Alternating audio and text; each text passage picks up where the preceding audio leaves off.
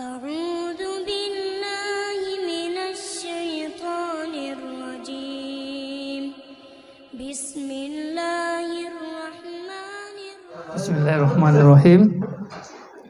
Assalamualaikum warahmatullahi wabarakatuh. Alhamdulillahirabbil alamin. Salatu wassalamu ala Rasulillahil karim wa ala alihi wa sahbihi ajma'in. Asyhadu an la ilaha illallah wa asyhadu anna Muhammadar Rasulullah. Allahumma sholli ala Muhammad wa ala alihi wa sahbihi ila yaumiddin wa ba'd. Para asatidz sekalian yang berbahagia, kita awali bersama-sama dengan, sudah buka ya tadi ya? Mohon maaf ya. Kita lanjutkan pembahasan kita tentang jati diri hidayatullah.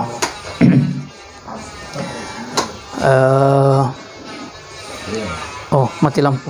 Enggak, sekarang mati lampu. Di mana jati diri ini adalah guidance, ya, pemandu kita dalam menempatkan dan memposisikan hidayatullah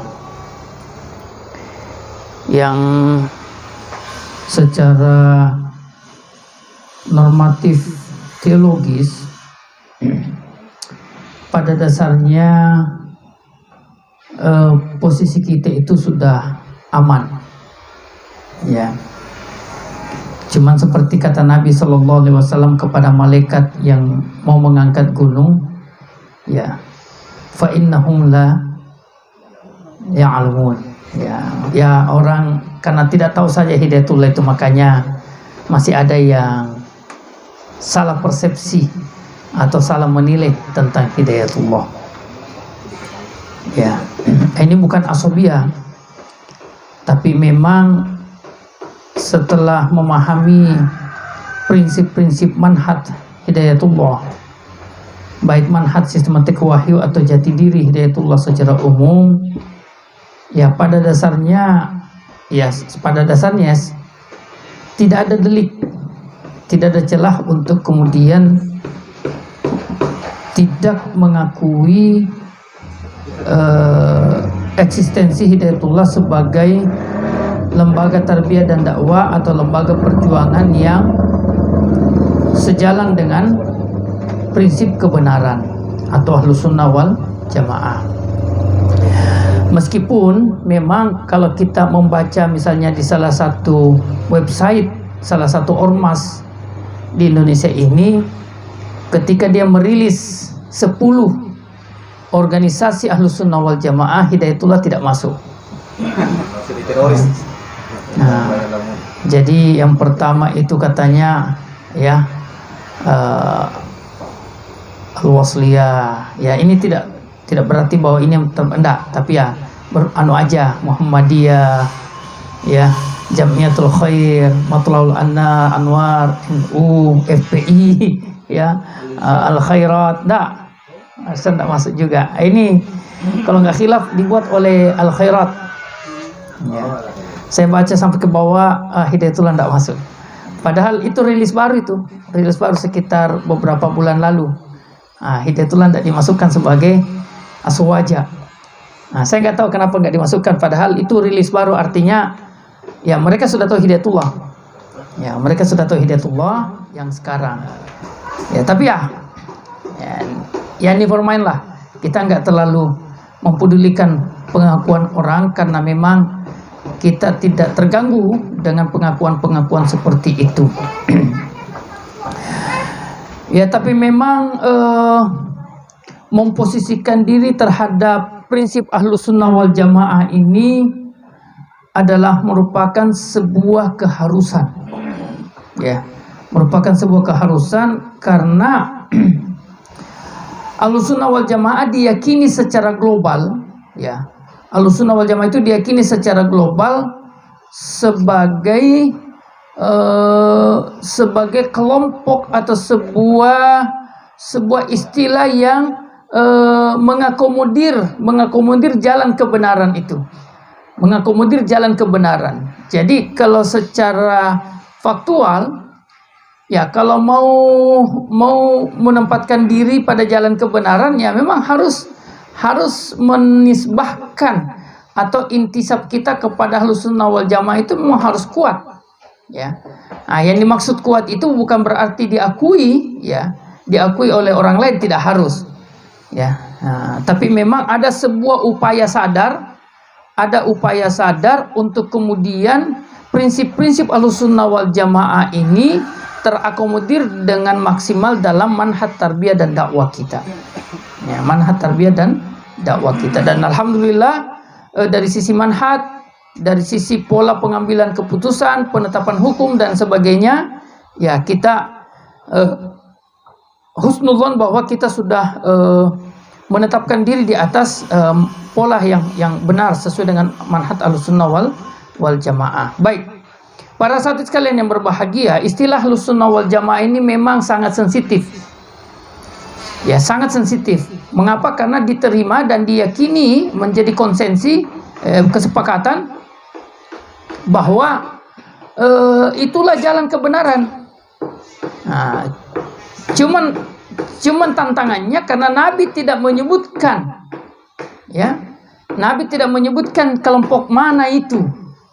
Nabi tidak menyebutkan, ya. Nabi hanya mengatakan firqatun najiyah, ya, firqatun najiyah, itu aja.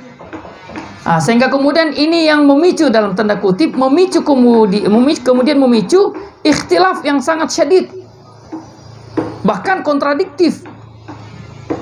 Ya, kalau NU itu kan Ahlussunnah wal Jamaah bersifat kuantitatif, as-sawadul a'zam, kuantitatif, ya, bahwa tidak mungkin itu Ahlussunnah wal Jamaah sedikit, tidak mungkin, ya, masa jalan kebenaran dianut oleh sedikit orang, tidak mungkin. Jadi inilah yang harus kita cari titik temunya, ya. Karena Bapak Pemimpin Umum juga itu pernah mengatakan, ya, bagaimana ini hidayatullah untuk mempertemukan itu semua. Mempertemukan. Nah, inilah nanti benang hijaunya ini dengan jati diri yang keenam itu. Ya. Al-wasatiyah itu. Ya. Karena wasatiyah ini merupakan sifat yang harus mendampingi ma'iyah, ya. Ya. Jadi ma'iyahnya itu harus kuat dengan sistematika wahyu, dengan Ahlussunnah wal Jamaah, dengan Mama Jamaah, dengan Al-Harakah Al-Jihadiyah, ya, dengan Jamaatul Minal Muslimin. Al-Wasatiyah ini harus ma'iyahnya kuat, membersamai kelima jati diri sebelumnya. Ya, karena kapan wasatiyah itu tidak ada, ya, atau datang setelahnya, istilah Ustadz Sumadiana dulu, kita sudah hancur diinjak-injak baru kemudian belajar akhlak. Ya, itu istilahnya. Kalau tidak ada wasatiyah begitu, Pak. Tidak ada wasatiyah begitu. Hancur orang dulu babak belur, baru kemudian kita ini sebenarnya bersaudara. Apa sudah kalau berdarah-darah muka orang dipukul, baru kemudian bilang bersaudara. Itu kalau wasatiyahnya datang belakangan, mim ba'dihi. Jadi wasatiyah itu fa inna ma'al usri yusra, membersamai ma'iyah itu. Tapi itu nanti pembahasannya. Baik. Ya. Jadi Ahlussunnah wal Jamaah, ya, ini juga mumpung ingat mana pemilik pertanyaan tadi. Oh ya. Ganti seragam Ustaz jadi. Ganti kostum. Jadi Ahlussunnah wal Jamaah secara umum atau firqatun najiyah itu memang dijelaskan pada sisi mana dia disebut dengan firqatun najiyah pada redaksi hadis sebelumnya. Apa redaksi hadis sebelumnya? Ya, itu. Ya. Jadi begini, ayat itu karakternya ayat yang harus kita yakini bahwa yufassiru ba'duha ba'dha. Ayat itu menafsirkan satu dengan yang lainnya. Hadis juga begitu. Ya, hadis itu begitu. Dan penafsiran ayat dengan ayat atau hadis dengan hadis yang paling utama itu adalah di ayat yang sama atau di hadis yang sama. Gitu. Nah, firqatun najiyah yang disebutkan di situ, itu disebutkan lawannya pada redaksi sebelumnya. Ya. Nah, kan disebutkan Yahudi dan disebutkan Nasrani. Maka yang tersisa itu adalah kelompok yang selamat adalah Islam. Itu teologis itu. Akidah itu. Artinya apa? Menjadi kesepakatan bahwa kelompok yang selamat adalah yang Islam. Itu ittifaqul ummah. Ittifaqul ummah. Setelahnya itu sepakat bahwa Islam yang mana? Ya Islam, bahwa Islam itu adalah Islam firqatun najiyah itu yang selamat. Nah, disinilah ikhtilaful ummati ba'dal ijtima' ba'dal ittifaq. Perbedaan kita setelah kesepakatan. Dan memang tidak ada kita ini sepakat terus, Pak. Tidak ada. Memang kadang-kadang harus berbeda, Pak. Kadang-kadang harus berbeda. Jadi itu memang pilihan teologis, standar teologis yang selamat itu. Standar teologis. Nah, kita hanya berhenti di situ. Bahwa yang dimaksud firqatun najiyah itu adalah Muslim. Islam. Nah, siapa yang dimaksud dengan firqatun najiyah? Nah, di sini jangan kita mengklaim itu. Jangan kita mengklaim. Meskipun kata Ustaz Sumadiana tadi, kalau kita baca itu jati diri baik-baik, terutama pada pembahasan intisabnya Ahlussunnah wal Jamaah itu sudah kata Ustaz Suma 80% sudah terjawab pertanyaan tadi. Nah, gitu. Nah, cuman memang tantangannya Ustadz karena rata-rata kita ini nanti mau halaqah baru dibaca itu jati diri. Ya, memang tantangannya. Ya, sehingga baik. Jadi kita kembali. Jadi Hidayatullah itu kan berprinsip bahwa firqatun najiyah itu adalah merupakan sebuah laqab atau sebuah istilah untuk Ahlus Sunnah wal Jamaah. Yang istilah Ahlus Sunnah wal Jamaah itu ya sampai sekarang tidak ada sebuah legitimasi, sebuah pengesahan formal itu diberikan kepada kelompok tertentu. Tidak ada. Nah, prinsip kita aswajanya hidayatullah itu ya kepada Rasul. Kenapa? Karena itu sudah diakui. Sudah merupakan ijma'ul ummah. Kata Imam Malik radhiyallahu ta'ala anhu, kullun yu'khadhu qaul wa yurad. Semuanya diterima, semua kita ini siapapun juga, mulai dari Abu Bakar As-Siddiq sebagai manusia terbaik setelah Rasulullah, itu perkataannya diterima dan ditolak. Illa sahibu hadzal qabr, kecuali perkataannya Nabi. Maka kalau terhadap Abu Bakar saja, Abu Bakar As-Siddiq radhiyallahu anhu sebagai pihak yang dikatakan atau diterima oleh umat ini sebagai manusia terbaik setelah Rasulullah, diterima dan ditolak perkataannya, pamimba di aula ulama setelahnya. Yang mereka itu, kata Nabi SAW, kualitasnya itu lebih di bawah daripada kualitas sahabat. Khairul quruni qarni. Kemudian kita lanjut, bahwa kalau dalam narasi Jadwal Bayani itu memang kita masih banyak berkutat fokus pada istilah, ya kan? Sampai kepada Jadwal Bayani ke-9 itu kan semuanya istilah ya, istilah etimologi dan istilah terminologis. Ya memang belum ada pembahasan yang sedikit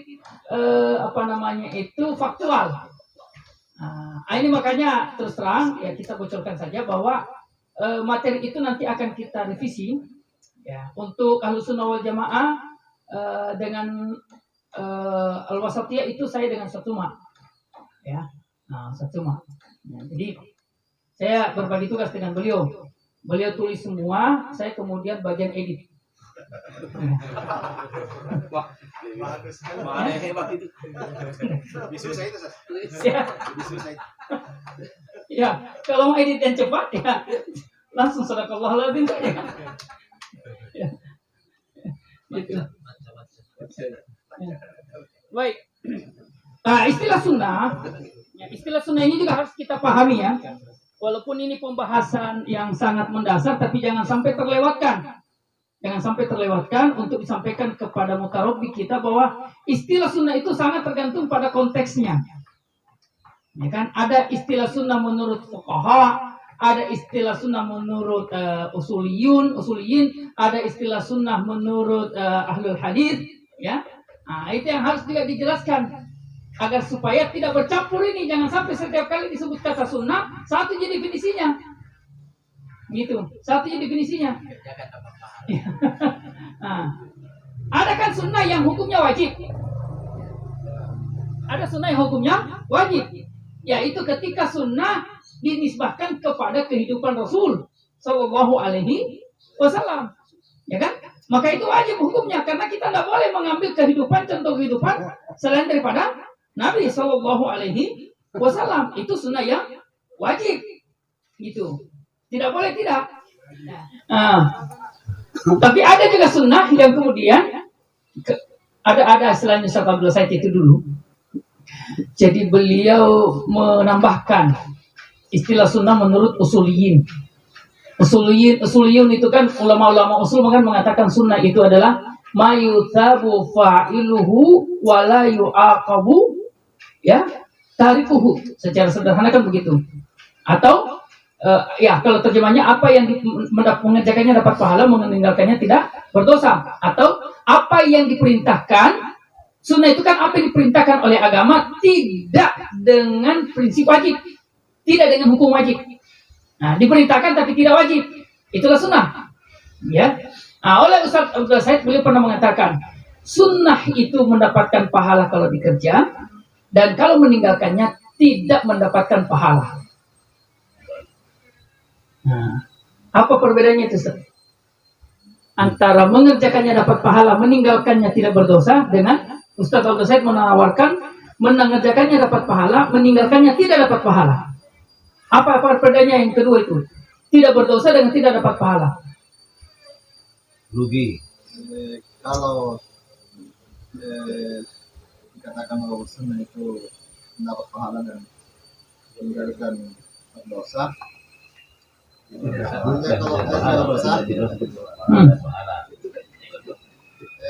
Artinya kalau dia menerjemahkan seperti itu bahwa mengerjakan dapat pahala, tidak mengerjakan tidak berdosa, artinya dia seolah-olah meremehkan. Kalau dibanding dengan yang kedua, kalau dikatakan bahwa sunnah itu dikerjakan mendapat pahala, kemudian kalau ditinggalkan tidak dapat pahala atau rugi, artinya lebih baik dikerja daripada tidak.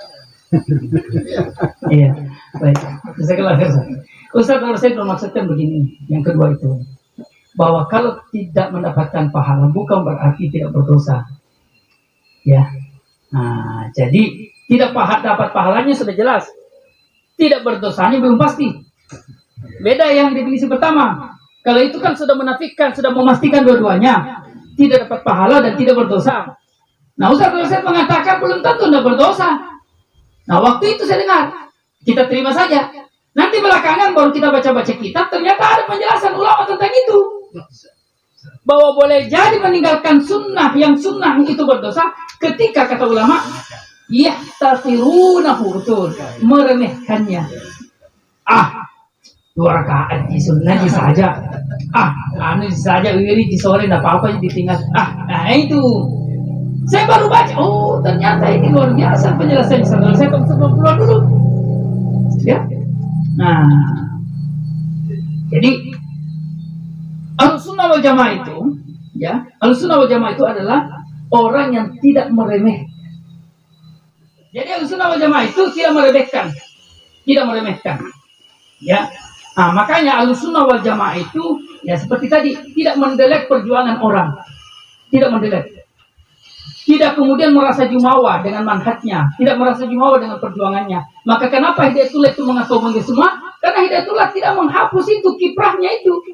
Bapak pemimpin umum pernah mengatakan, kalau Hidayatullah itu berada di kisaran Muhammadiyah dengan NU, Hidayatullah tidak bisa muncul.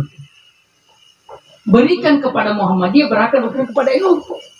Nggak usah, karena kita ini harus sadar diri, tahu diri kita ini. Ini Muhammadiyah dengan NU, kata pemimpin umum, ini sangat terkait dengan Indonesia. Indonesia ini itu ada kaitannya dengan Muhammadiyah, dengan NU. Kita tidak. Gitu, kita tidak. Nah, makanya kalau ada NU, ada Muhammadiyah katanya, kasih aja ketuanya. Hidayatullah ambil pada posisi penyusun konsep. Konsumsi. Ya, penyusun konsep. Nah, itu. Saya ingat sekali tuh arahnya beliau. Ya. Nah, jadi kita tidak mendelete, kita tidak ifrat dan kita tidak tafrid.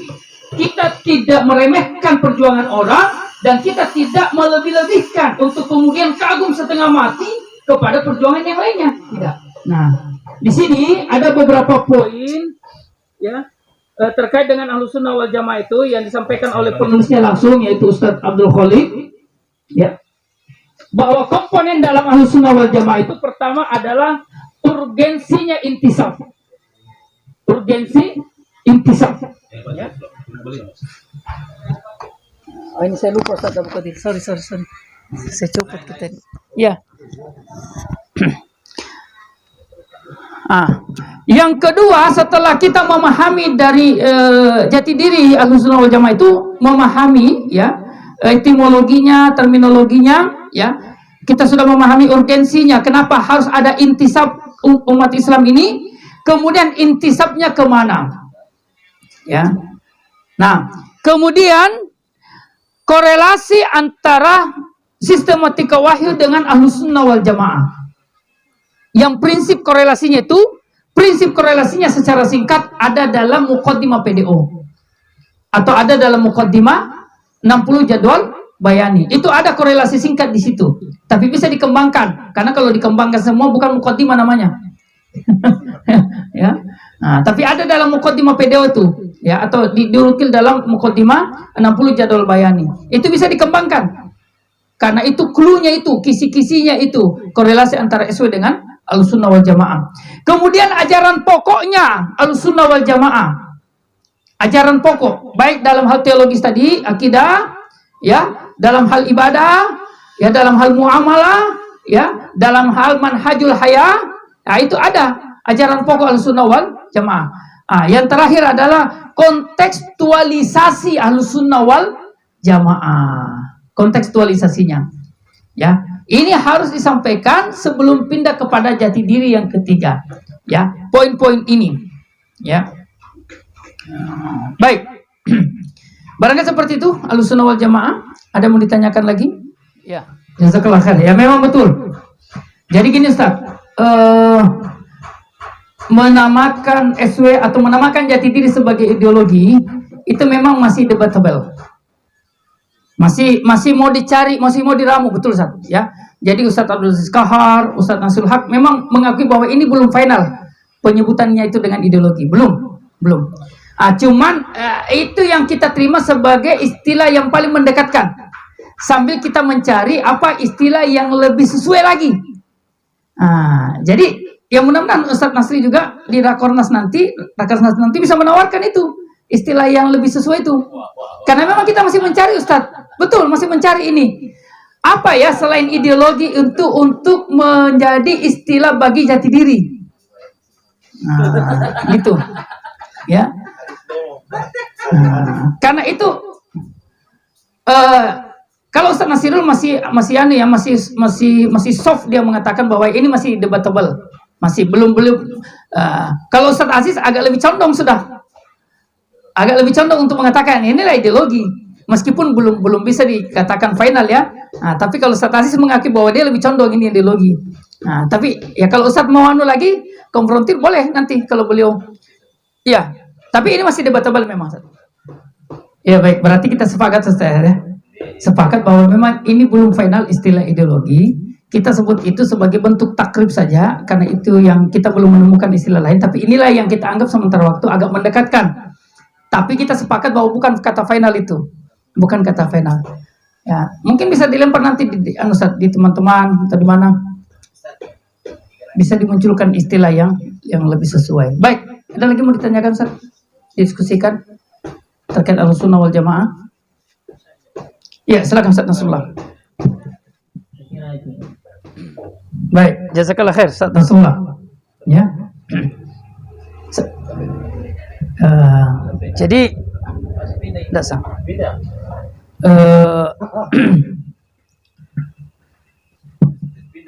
Yang pertama kaidahnya, apa yang sudah qat'i dari Allah dan Rasulnya, atau yang sudah qat'i dalam Al-Quran dengan hadis, itu juga yang kita tetapkan. Ya, langsung jadi bagus ini begitu didekatkan. Enggak, ini bagus, langsung didekatkan. Kalau power dengan Ustaz Abdul Majid. Enggak, energi listriknya Ustaz Abdul Majid lebih kuat daripada. Masih bisa. Rosso. Ya. Nah, jadi apa yang sudah qat'i artinya ittifaq, ya. Ya. Maka itu kita juga sudah terima. Ya, ditetapkan oleh Al-Qur'an, misalnya atiullah wa atiur rasul wa ulil amri. Sudah, kita sudah sepakat itu bahwa ketaatan itu hanya kepada Allah yang pertama, kemudian kepada Rasulullah yang kedua. Ya, ketika tidak ada perintah Allah dalam hal itu, tapi adanya pada perintah Rasulullah, kita taati Rasul. Tidak ada perintah Allah di situ, tidak ada perintah Rasul di situ, adanya pada perintah pemimpin, maka kita taati pemimpin. Nah, itu misalnya. Nah, kalau sudah nafsi, sudah tekstual seperti itu dalam Al-Quran dengan hadis, maka Ahlussunnah wal Jamaah itu adalah menerimanya. Sampai sini paham Ustaz ya? Sampai sini sudah, oke? Ini satu persatu saat kita atas ini. Oke. Nah, yang kedua, ada wilayah-wilayah yang Al-Quran atau Allah tidak menjelaskannya dalam Al-Quran, dan ada hal-hal yang tidak dijelaskan oleh Rasulullah SAW dalam hadis, kecuali hanya meninggalkan dalam bahasa kita kisi-kisinya, ya, kisi-kisinya, tasawurnya, yang kemudian membutuhkan penjelasan teknis. Yang penjelasan teknis ini, ya, siapa yang memberikannya? Yang memberikan pertama kali adalah sahabat. Ya, sebagai orang yang paling paham tentang agama setelah Rasulullah Shallallahu Alaihi Wasallam. Nah, kalau memang ternyata sahabat itu sudah sepakat pada hal itu, yang disebut dengan ijma'us sahabat, ya. Nah, kalau Quran dengan hadis kan qat'i, kalau sahabat kan ijma', gitu. Nah, kalau sudah ijma' menjadi ijma'us sahabat, maka kita juga harus menerima sebagai konsekuensi daripada memenuhi perintah Nabi Shallallahu Alaihi Wasallam, ya kan, untuk kemudian kita mengikuti, ya, sahabat, wabil khusus sahabatul arba al khulafaur rasyidun al mahdiyun min ba'di. Nah, sampai sini oke Ustaz ya. Nah, kalau sudah merupakan ijma'us sahabat. Nah, kemudian pada wilayah-wilayah khilaf, ini juga menjadi sikap Hidayatullah Ustaz. Jadi meskipun saya tidak bicarakan, saya tidak sebutkan, tapi inilah sikap Hidayatullah juga, bahwa ketika pada masalah-masalah khilaf, ya, Hidayatullah juga memahami bahwa khilaf itu bukan sekedar asal berbeda. Lalu kemudian ketika ada santri, ada kader, oh dalam hal ini khilaf, oh ya silakan. Nggak, Hidayatullah tidak begitu. Hidayatullah tidak liberal begitu juga, nggak. Hidayatullah dengan wasatiyahnya itu tetap punya ada sikap tegas. Khilaf yang bagaimana kau maksudkan? Khilaf yang bagaimana yang kau maksudkan? Nah. Jadi ketika ada khilaf, ya, Hidayatullah juga mengkaji. Khilaf yang bagaimana yang mu'tabar, yang memang harus kita terima bahwa itu perbedaan. Gitu. Tidak bisa kita paksakan. Dan khilaf yang mana kemudian berlaku itu namanya hukmul imam. Bahwa ada intervensi pemimpin untuk kemudian khilaf ini tidak berkepanjangan. Contoh, khilaf poligami. Pelaksanaan poligami di Hidayatullah. Bapak pemimpin umum kita semua sepakat poligami itu ada aturannya, ada syariatnya. Nah, itu khilaf yang intervensi pemimpin dibutuhkan. Berlaku itu kaidah hukmul imam yarfa'ul khilaf. Jadi tidak liberal juga Ustaz sebenarnya, tidak liberal juga. Tidak liberal. Nah, makanya istilah kita itu, ya, bahwa ya kalau menyerempet sedikit ke wasatiyah kita itu bukan tanpa pijakan. Bagaikan kita tertanam di satu lubang, tertanam, lalu kemudian ini ya sabit, ya asluha sabitun, tertanam dengan kuat, wa faruha itu kemana-mana. Asluha sabitun, wa faruha kemana-mana. Gitu. Tapi kita tidak tercabut dari prinsip ini, prinsip aswaja ini tidak tercabut kita, tidak tercabut. Maka kalau kemudian kita mengatakan kita terima yang baik-baik, ya ada dalilnya juga. Ada dasarnya juga kan? Mohon maaf, kita anggap riwayatnya sahih. Abu Hurairah itu menerima fadilah ayat kursi dari siapa? Dari setan. Jin. Artinya kan bukan dari Nabi. Bukan dari sahabat. Dari makhluk yang kita tidak sangka-sangka mau mengajarkan keutamaan ayat kursi itu. Tapi apa kata Nabi? Apakah Nabi mengatakan, jangan kau terima? Gitu. Ya. Artinya apa? Ya. Padahal prinsip seperti itu terkait dengan keutamaan Al-Qur'an, ya, terkait dengan keutamaan Al-Qur'an itu bisa diterima selain dari Abu Bakar menerimanya bukan dari Nabi dan Nabi tidak melarang. Nabi tidak menafikannya. Gitu. Nah, apalagi pada hal-hal yang tidak yang statusnya itu dibawa daripada soal keutamaan Al-Qur'an.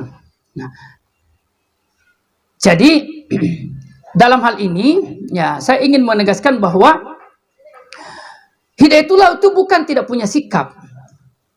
Hidayatullah itu bukan tidak punya sikap. Kita terbuka. Tapi ketika keterbukaan kita itu kemudian melahirkan sebuah keresahan, khilaf, maka kita mempraktikkan itu hukmul imam yarfa'ul khilaf. Kita mempraktikkan. Nah, adapun mungkin khilaf-khilaf yang Ustadz Nasrullah dapati, ya berarti itu belum diintervensi oleh pemimpin kita, belum diintervensi oleh DPD setempat, belum diintervensi oleh DPW setempat, belum diintervensi oleh DPP. Kan jenjangnya kan begitu. Ada khilaf di kalangan DPD, ya ketua DPD ambil alih, intervensi hukmul imam. Ternyata masih berkembang, DPW ambil alih, hukmul imam. Ternyata masih berkembang, DPP ambil alih, hukmul imam. Masih berkembang lagi, pemimpin umum ambil alih, hukmul imam. Masih berkembang lagi, malaikat maut yang ambil alih. Kalau sudah pemimpin umum tidak mau juga, kasih aja dia. Insya Allah kalau sudah malaikat maut yang ambil alih, selesai tuh. Ya. Jadi kita tetap tegas. Kata pemimpin, kata Ustadz Abdullah Said, ya, menggambarkan itu wasatiyah, tegas dalam pendirian, santun dalam penampilan. Itu kan? Artinya apa? Santun itu bukan secara fisik, Ustadz. Bukan secara fisik. Itu santun di situ adalah value, nilai. Bagaimana ini organisasi atau harakah-harakah lain itu tidak pernah merasa terancam dengan Hidayatullah. Dia merasa nyaman dengan Hidayatullah. Itulah santun dalam penampilan. Artinya apa? Mereka senang kalau ke Gunung Tembak, Hidayatullah, dan mereka senang kalau dikunjungi oleh Hidayatullah. Mereka senang kalau bekerja sama dengan Hidayatullah dan merasa sedih kalau ditinggal oleh Hidayatullah. Kan begitu kalau orang santun. Begitu kalau orang santun. Tapi mereka tahu bahwa tidak usah kau bujuk-bujuk orang Hidayatullah, karena orang Hidayatullah itu kuat, itu berpegang. Artinya tidak mudah itu orang Hidayatullah juga dibujuk-bujuk pindah-pindah itu. Tidak mudah.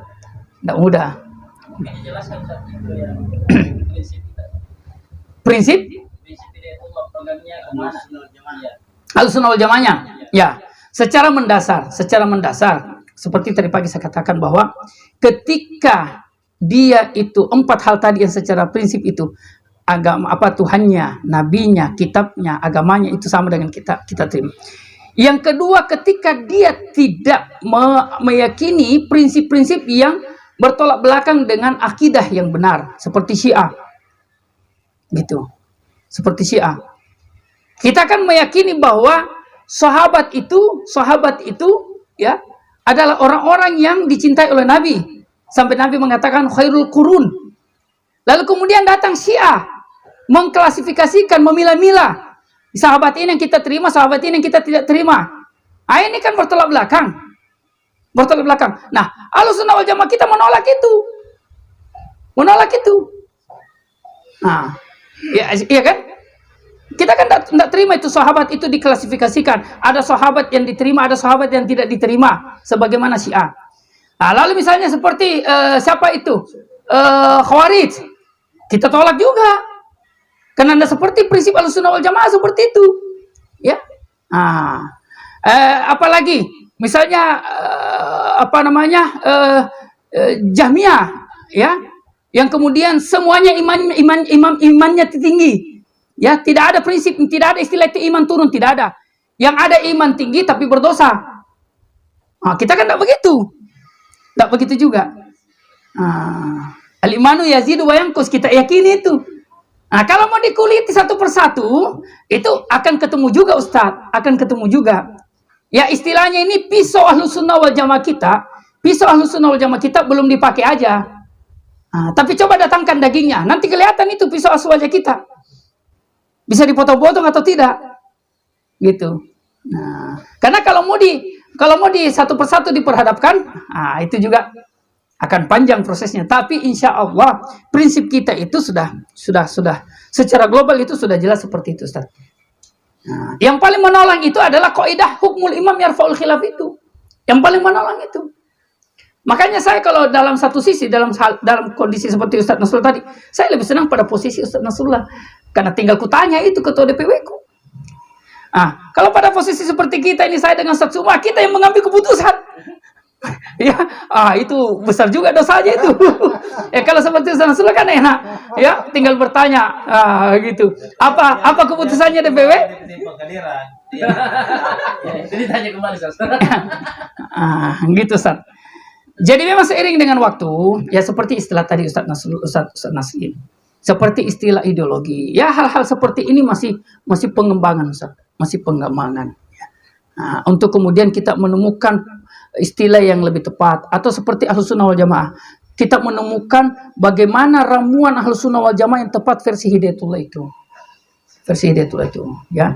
Ya makanya ijtihad kita kan tidak berhenti, ya kan? Ijtihad kita tidak berhenti. Ini kita mau revisi lagi Ahlussunnah wal Jamaah ini, bagaimana narasinya, ya karena memang ya kita akui, Ustaz, bahwa ada beberapa narasi itu yang tidak sesuai, tidak linear dengan jadwal bayaninya. Ada, atau ada narasi yang belum utuh, belum komplit, ya. Nah, makanya nanti ini narasi Ahlussunnah wal Jamaah ini kita mau kembangkan. Tidak hanya berkutat pada definisi-definisi seperti yang ada sekarang. Kita mau kembangkan kontekstualisasinya seperti yang antum tanyakan tadi. Itu bagaimana kaidah globalnya.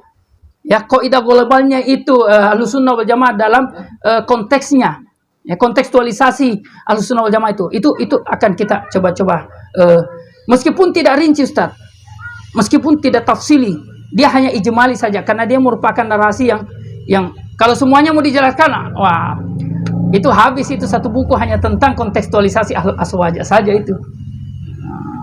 Itu, Ustaz. Allahu a'lam. Jazakallah khair, Ustaz.